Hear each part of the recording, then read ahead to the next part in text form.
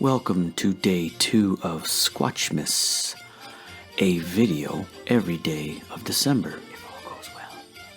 Today we're going to look at a newsletter put out by Constance Cameron, otherwise known as Connie Cameron, and she began this newsletter called Bigfoot Co-op in June 1980, and we're going to look at the December 1980 issue, keeping in line with a December theme of Sasquatch materials. And for those Bigfoot nerds out there, research nerds, the first subscriber was Lyle Van.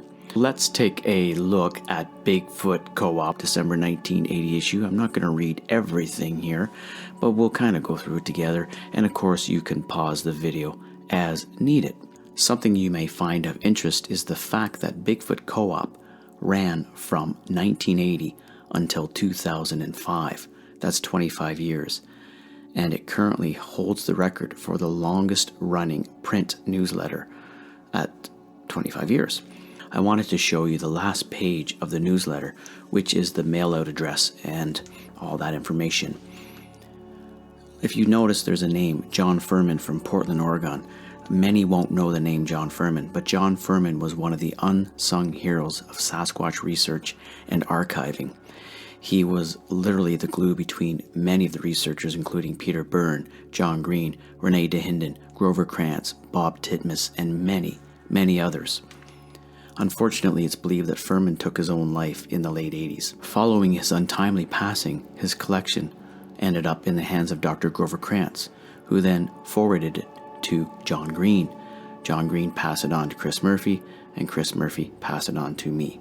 Let's take a look quickly at the first page here. Again, you can pause it as needed. Basically, Bigfoot Co-op, a non-profit information exchange service, realized that at one time, newsletters, print newsletters, was the way to get the news. There was no internet. Phone calls, letter writing, and these newsletters were commonplace. She describes the purpose of the newsletter, she talks about the format, and she's asking for contribution articles, and she also mentions organizers here. The mailing address and subscription request. Let's take a look at page 2. You can see that she is citing something from the Los Angeles Times on December 25th, 1979. And again, she cites something else from the other side of the world, from the Soviet Press, Current Digest, September 8th, 1979.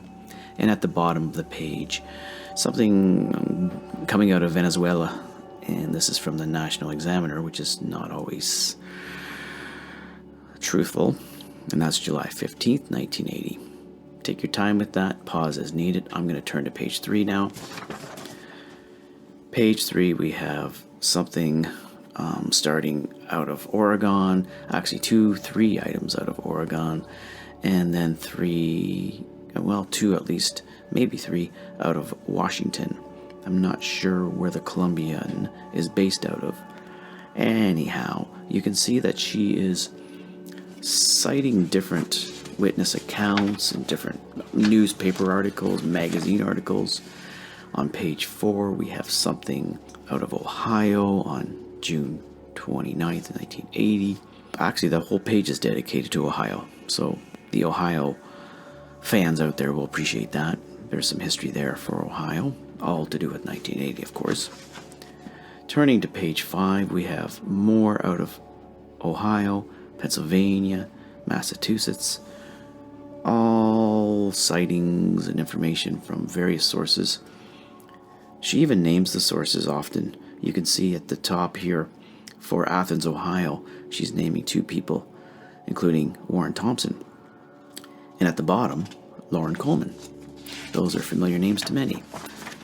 And flipping to page 6, you can see we have something out of the great state of Wisconsin, and something out of Michigan, and something again out of Washington.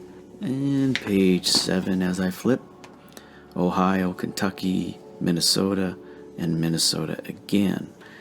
And again, she names her sources, which is fantastic. These are the old days when things were done different. Page 8. What do we have on page 8? Idaho. 3 things from Idaho, including something from the Idaho State Journal, 3 things from the Idaho State Journal. Page 9, we have an article here written by John Ketwig on the Trail, Journal of a Researcher, and he is based out of Pennsylvania. Have a look at that if you get a chance. Again, lots of information there. And finally, page 10. These newsletters average 10 to 12 pages, sometimes more. There's a summary of the report, I guess, on page 10, page 11, more summaries, and a diagram. Interesting. And finally, the last page is the mail-out address to John Furman. I hope you enjoyed that. It's a little step back in time, back to a time when the news was on paper. Hopefully you'll come back each day of December to see what's new and exciting. There will be a lot of unique content, rare stuff that may not have ever seen the light of day. In the meantime, stay well, stay safe.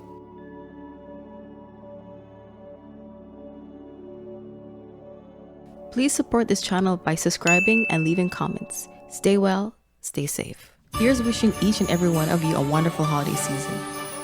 Merry Squatchmas, everyone!